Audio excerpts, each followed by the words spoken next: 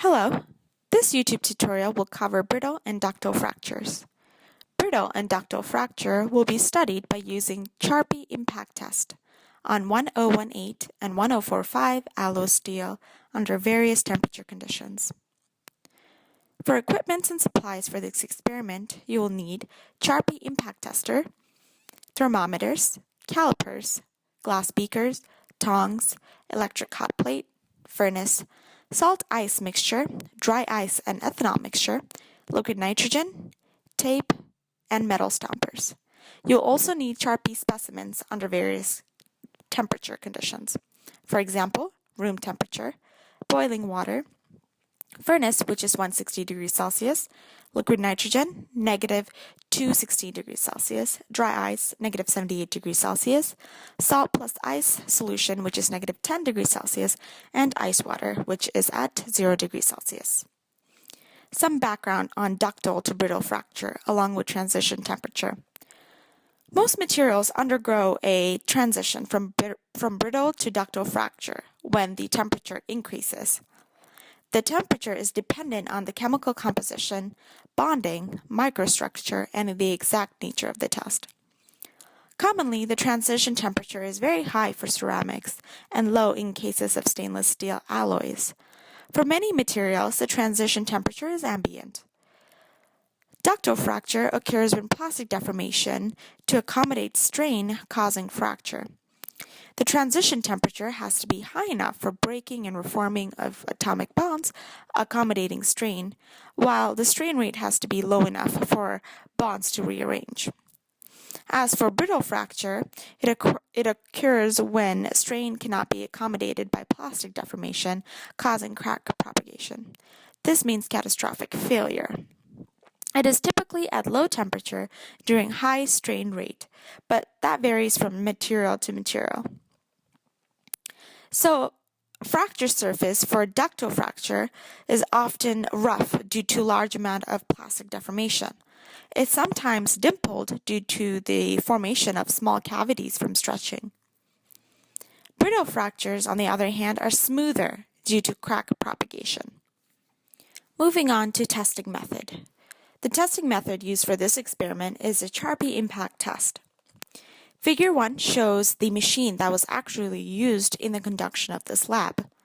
Figure 2 is the exact same representation of the machine, but just a better view. Here you can see the swinging hammer, the sample holder area, and then the scale to read the impact energy. A square test specimen with 1 centimeter square and 5 centimeter long is placed in the path of the swinging hammer, which has an initial weight. The sample is mounted with ends supported as seen in figure 3. Notice that the area with the indent of the sample is faced away from the hammer. The hammer is then released at known height and load, and the specimen is struck by the hammer. After that, the impact energy is determined, which is determined by finding the difference in potential energies.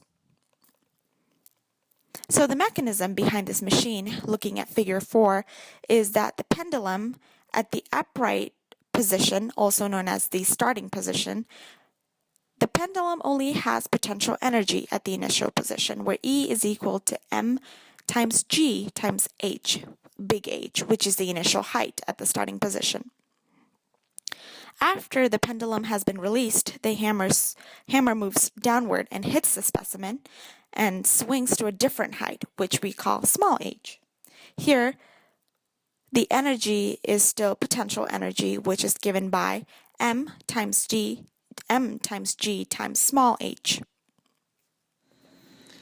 Together, there were 7 samples labeled A through G whose temperatures were allowed to come into equilibrium with 169 degree centigrade furnace, boiling water, standard room temperature, ice water, salty water with ice, a dry ice alcohol mixture, and liquid nitrogen respectively.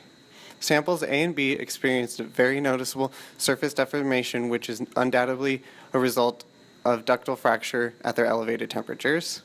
Sample C exhibited ductile fracture, but its surface deformation was less than samples A and B. Samples D and E exhibited brittle fracture as evidenced by their smooth fracture surfaces relative to those of samples A, B, and C. Sample F deviated from expectation by exhibiting high deformation on its fracture surface, which indicated ductile fracture, which deviated from the expected brittle fracture. Finally, sample G exhibited brittle fracture with a low surface roughness relative to that of samples A, B, and C. Overall, the qualitative results of the experiment were as expected. With increasing temperature, materials experienced more plastic deformation before fracture, and at low temperature, materials experienced highly brittle fracture with little plastic deformation. Several deviations from expectation were observed in the surface roughness after fracture. This was specifically obvious in the sample cooled with alcohol and dry ice, where the fracture surface was not as smooth as would be expected for its temperature. Deviations from expected post-fracture surfaces can be mainly attributed to temperature changes from the initial condition for the sample. These temperature changes were facilitated by a highly thermally conductive sample stage on the Charpy impact testing machine.